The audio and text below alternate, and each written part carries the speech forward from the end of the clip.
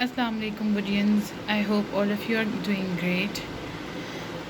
आज हम स्टार्ट करेंगे मैथ्स का सिलेबस फॉर प्री नर्सरी। और मैथ्स के सिलेबस के भी फ़र्स्ट 3 क्वेश्चंस बिल्कुल इंग्लिश के सिलेबस जैसे हैं, और वो भी यही हैं काउंटिंग विद पिक्चर्स, जिसमें फ़र्स्ट स्टेप है ट्रेसिंग का, सेकंड स्टेप है शॉर्ट डॉट का, और थर्ड स्टेप है राइटिंग इंडिपेंडेंटली। ठीक है, तो सबसे पहले जो बच्चों को प्रैक्टिस करवानी है वो बच्चों को करवानी है ट्रेसिंग की। 1 से 5 तक बच्चों को ट्रेस करना आना चाहिए विद पिक्चर्स। जो है वो आप देखेंगे बुक के पेज नंबर 20 ऑनवर्ड्स जो है, जैसे ये 1 बॉल है, 1 की इसमें आपको फॉर्मेशन भी नज़र आ जाएगी। ठीक है, कि कैसे फॉर्मेशन करनी है उसकी। उसके बाद मैं आपको एग्जांपल देती हूँ। जैसे ये देखें 2, बच्चों को कॉन्सेप्ट दें 2 चीज़ें क्या होती हैं, इसमें क्या क्या 2 चीज़ें हैं, 2 फ्लावर्स, 2 बलून्स।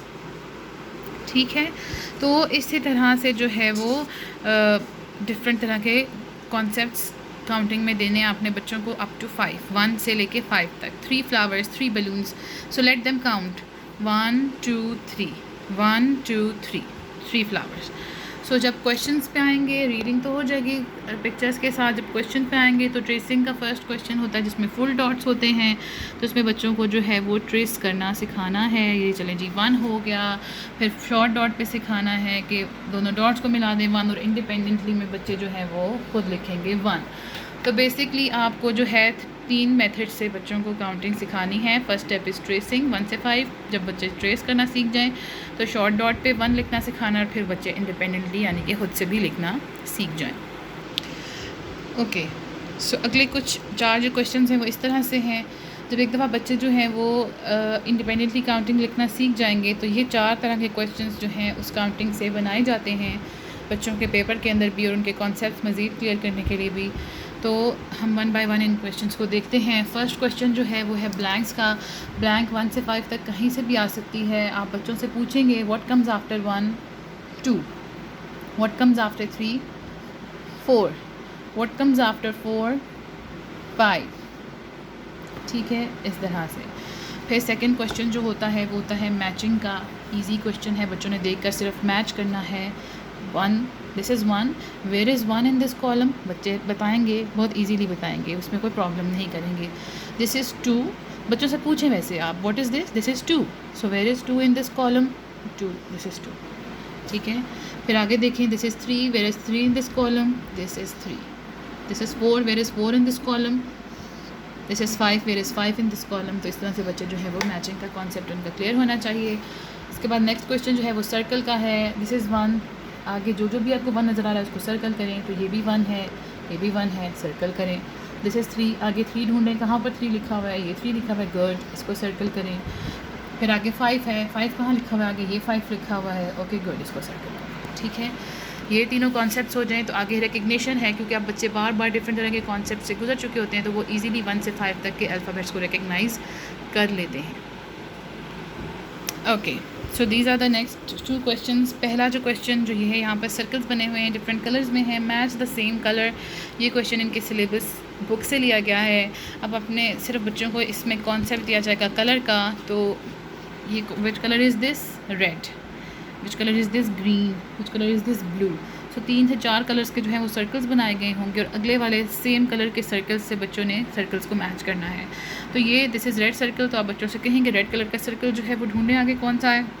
इसमें चाहें तो आप बच्चों को जो है वो सर्कल शेप की कॉन्सेप्ट से भी इंट्रोड्यूस करा सकते हैं, लेकिन बेसिक पर्पस इस क्वेश्चन का है same colour. So red colour will match with red colour, green colour will match with green colour, and blue colour will match with blue colour. Okay, next question जो है उसमें इस तरह से, okay sorry, continue करते हैं।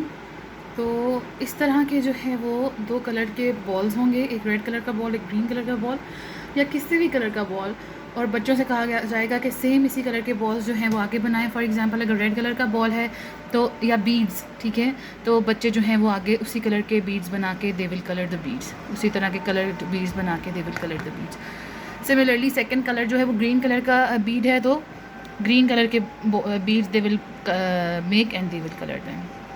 तो ये 2 सिंपल से क्वेश्चंस हैं जो बच्चों के, छोटे बच्चों के लिए जो है वो आसानी से सॉल्व हो जाएंगे।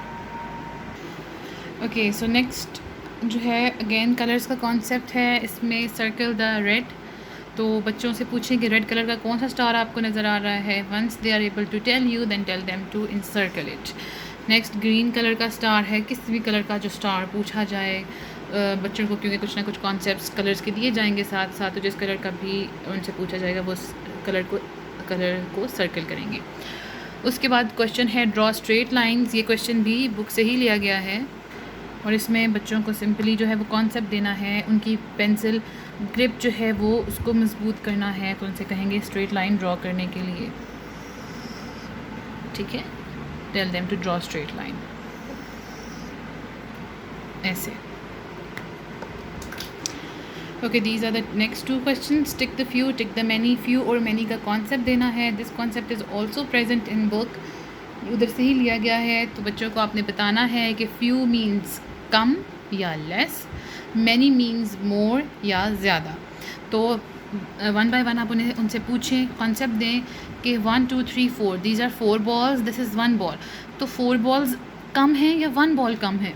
तो ऑब्वियसली दे विल से 1, एक कम है, तो you will tell them to tick it. फिर देखें these are 3 balls, these are 6 balls. तो 3 बॉल्स कम है या 6 बॉल्स कम है? तो बच्चे जो कहें बताएंगे आपको ये कम है, तो आप इसको टिक करेंगे। इसी तरह से साथ साथ मैनी का कॉन्सेप्ट चल रहा है, तो अब आप बच्चों को बताएंगे कि पहले फ्यू का कॉन्सेप्ट था, हमने कम चीज़ों को टिक करना था, अब हमने कम ज़्यादा चीज़ों वाली को टिक करना है। तो ये 2 बॉल्स हैं, ये 3 बॉल्स हैं, ज़्यादा कौन सी बॉल्स हैं? ये बॉल्स ज़्यादा हैं, so we will tick it. दूसरा क्वेश्चन देखें, यहाँ पर 3 बॉल्स हैं, वो 1 बॉल है। 3 बॉल्स कम है, ज़्यादा है, 1 बॉल ज़्यादा है, तो 3 ज़्यादा है, इसलिए वी विल टिक इट। तो इस तरह से फ्यू और मैनी का कॉन्सेप्ट्स जो हैं बच्चों को क्लियर करने हैं। Alright, next 2 questions. How many, तो ज़्यादा से ज़्यादा जो काउंट करने के लिए ऑब्जेक्ट बच्चों को दिए जाएंगे वो 5 होंगे, क्योंकि बच्चों ने अभी तक 5 तक काउंटिंग सीखी है, तो उनको काउंट करने के लिए 5 ऑब्जेक्ट्स दिए जाएंगे। आपने सिर्फ उनको कॉन्सेप्ट देना है कि जितने भी ऑब्जेक्ट्स बने होंगे उनको काउंट करके तो लिखना है। For example, how many objects are these, तो 1 2, so students will write 2। How many objects are these, 1, तो यहाँ पर बच्चे 1 लिखेंगे। सिर्फ मेन मकसद बताने का ये है कि 5 तक से ज़्यादा के ऑब्जेक्ट्स नहीं आएंगे, ठीक है।